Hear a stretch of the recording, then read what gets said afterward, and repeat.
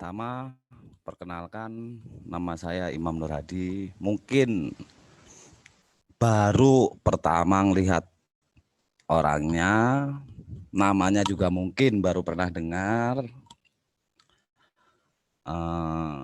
Kembali ke Perjaihan. Sebenarnya sih gini, mari kita jujur untuk kawan semuanya. Kan dari kemarin-kemarin saya jujur main jahe ini belum lama, dari 2013. Kebetulan saya eksportir ya, lokalan juga. Kebetulan saya terjun langsung ke lapangan. Waktu musim-musim petani panen raya, saya langsung ke lapangan, saya langsung cek kualitas, sampai packing untuk ekspor, semua kebetulan saya yang handle. Jadi intinya saya minta sih sedikit ini sih, kembali kita jujur ke diri kita masing-masing.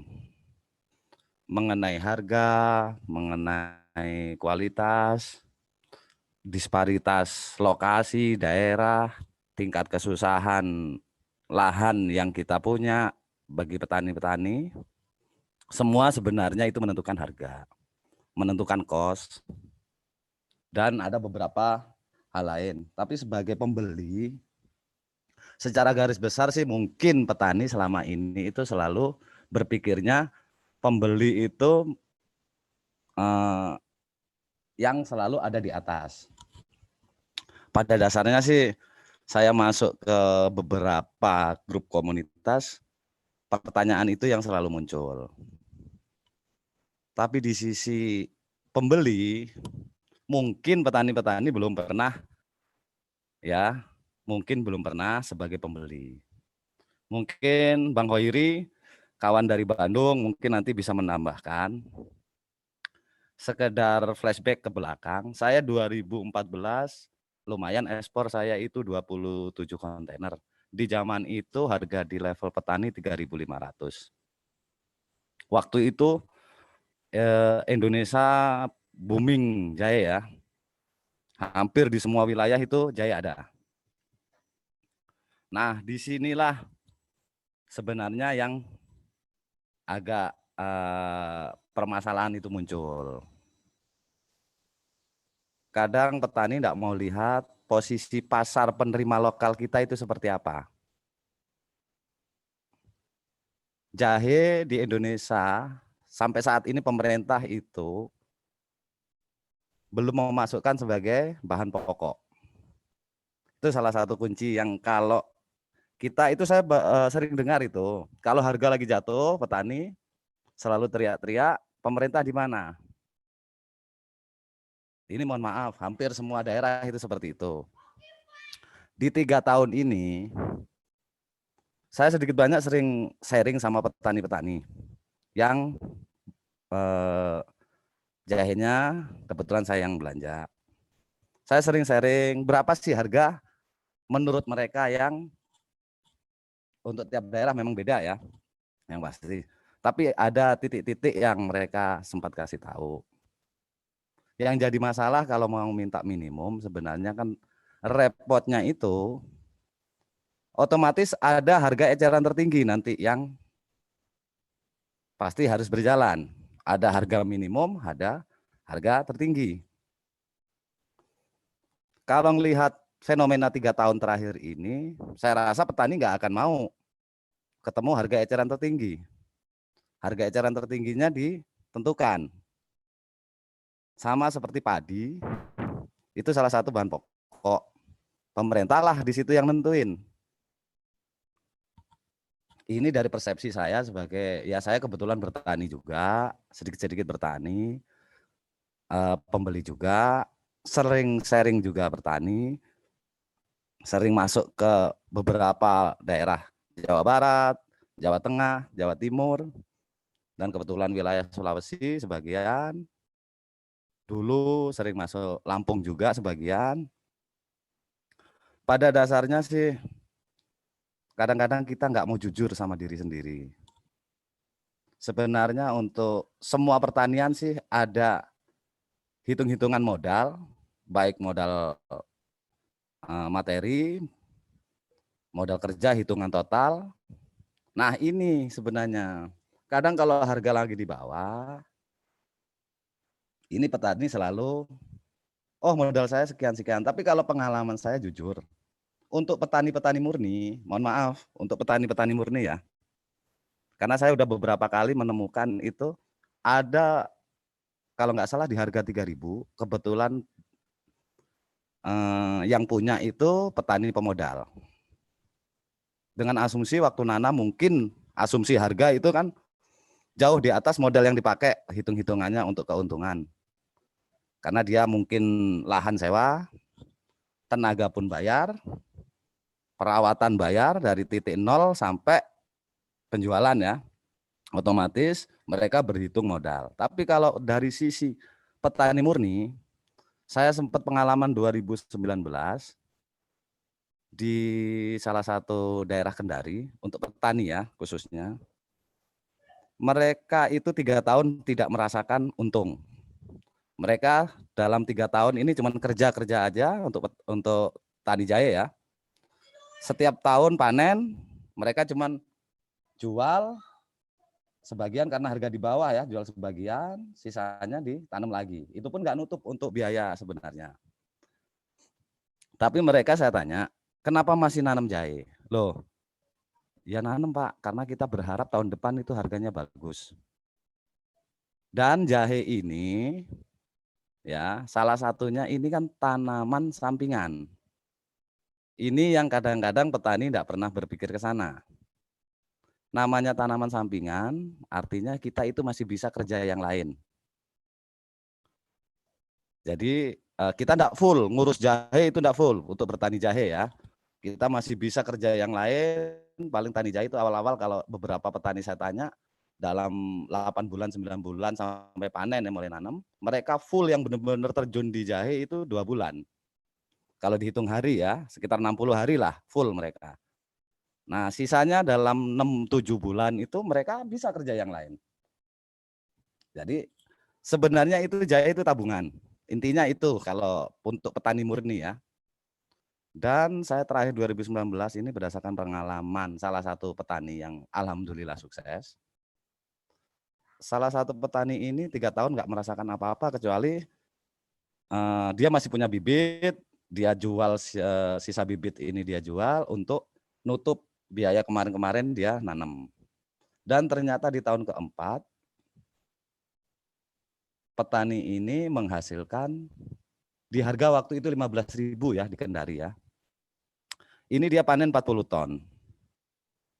Dipanen 40 ton ini di harga 15.000. Ini menghasilkan sekitar 600 juta. Saya tanya sama petani itu,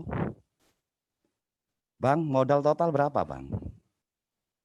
Saya kalau dihitung modal total, karena ini tanaman sampingan, itu sekitar 50 juta. Kalau kita berhitung modal total. Tapi dalam 4 tahun, karena 3 tahun di belakang mereka nggak dapat apa-apa.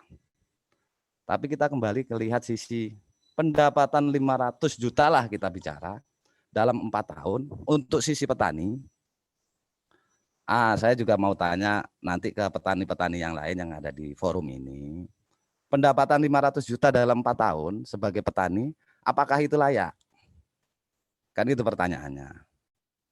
Nah, jadi nanti akan muncul di situ, oh iya saya 1 tahun berarti sekitar 120 juta penghasilan saya.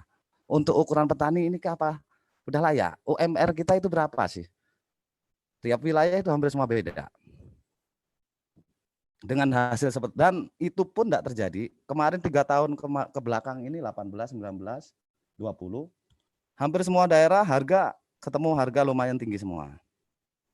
Dan sayangnya banyak petani yang nggak merasa mau jujur dengan hasil yang diterima, dengan nilai penjualan yang diterima. Nah itu sebenarnya kuncinya itu kan kejujuran kita. Modal kita berapa sih? Nanti pas kita jual di harga 15, di harga 10, di harga 8.000, itu kita untung enggak? Nah, kadang rasa bersyukurnya ini yang saya lihat memang kurang. Kalau dari sisi pembeli, mohon maaf, dengan harga sekarang deh acuan 25.000 per kilo ya, hampir semua merata itu di setiap wilayah. Kita sebagai pembeli, mungkin petani berpikir, wah pembeli ini nekannya di petani gila-gilaan, jualnya gila-gilaan. Tapi apakah petani berpikir dengan modal 1 kilo itu 25.000, pembeli modal saya ini kadang belanja 10 ton dengan nilai 250 juta otomatis. Waktu yang kita butuhkan, misalkan saya belanja di Kendari, sampai selesai pengiriman sampai Surabaya, sampai dijual, itu sekitar 12 sampai 15 hari. Untuk modal 250 juta, baru jadi uang. Itu pun kita terbesar keuntungan, paling bisa mengambil margin 3.000. Nah, ini petani kan juga harus berhitung. Modal 250 juta, keuntungan 30 juta dalam waktu 15 hari, dengan resiko-resiko ya, barang rusak, barang susut. Nah, ini kan otomatis akan mengurangi margin keuntungan juga. Ini dari sisi pembeli ya, mohon maaf. Jadi biar petani juga bisa mungkin membayangkan, oh kalau gue jadi pembeli modal segitu 15 hari dengan resiko macam-macam ya kan, bisa jadi modal juga nggak kembali, malah rugi.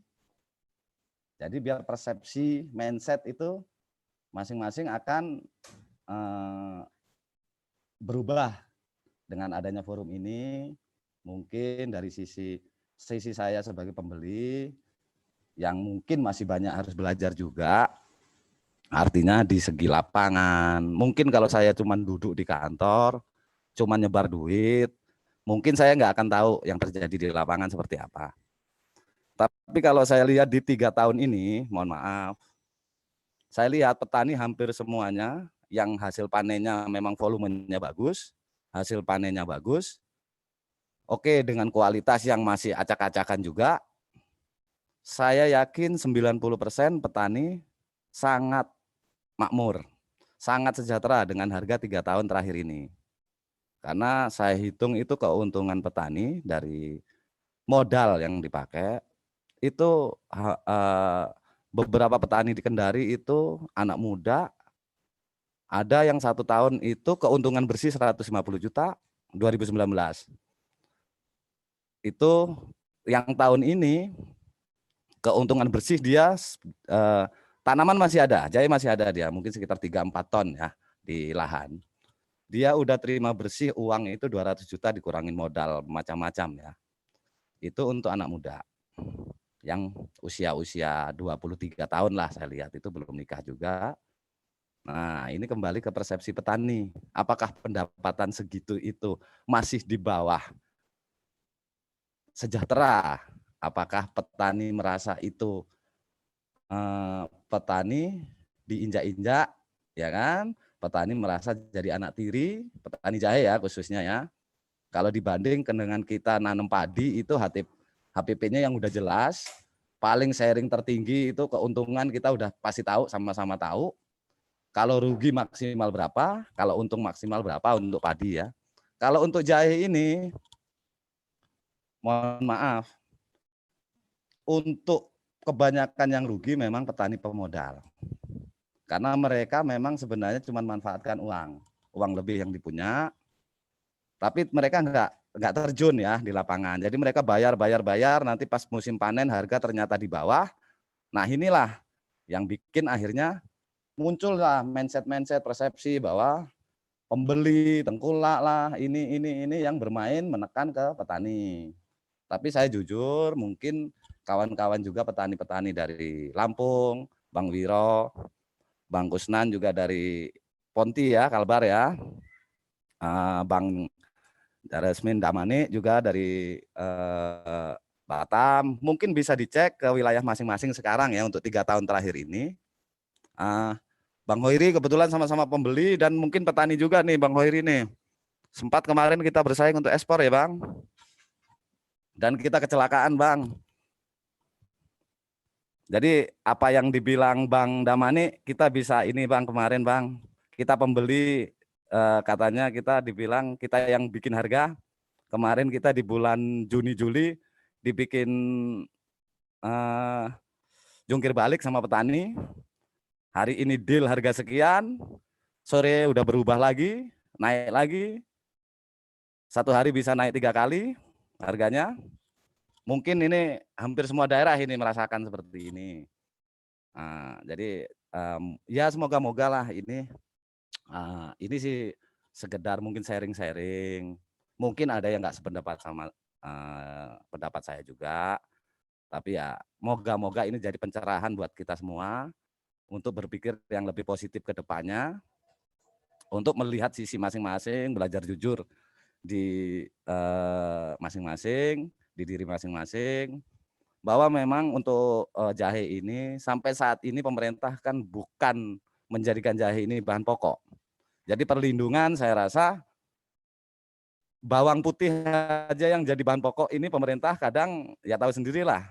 Bawang putih bisa ketemu harga sampai 80.000, 100.000, kadang juga hancur. Ini yang masuk perlindungan pemerintah ya, bahan pokok yang sebenarnya ada batasan-batasan untuk impornya, untuk macam-macamnya ya. Tapi ya mungkin sebagai pandangan-pandangan aja, ya semoga ini bisa membuka pencerahan kita juga untuk kawan-kawan juga petani, pembeli juga, dan yang mungkin bergelut di bidang ini juga ya, perjayahan khususnya. Mungkin sampai di situ dulu Bang. Mungkin nanti kita bisa sambung, mungkin ada yang mungkin pertanyaan-pertanyaan yang mungkin masih menggantung gitu kan. Nanti bisa Bang Taiman sambung. Untuk saat ini mungkin dicukupkan di situ dulu dari saya Bang. Oke, terima kasih. Terima kasih.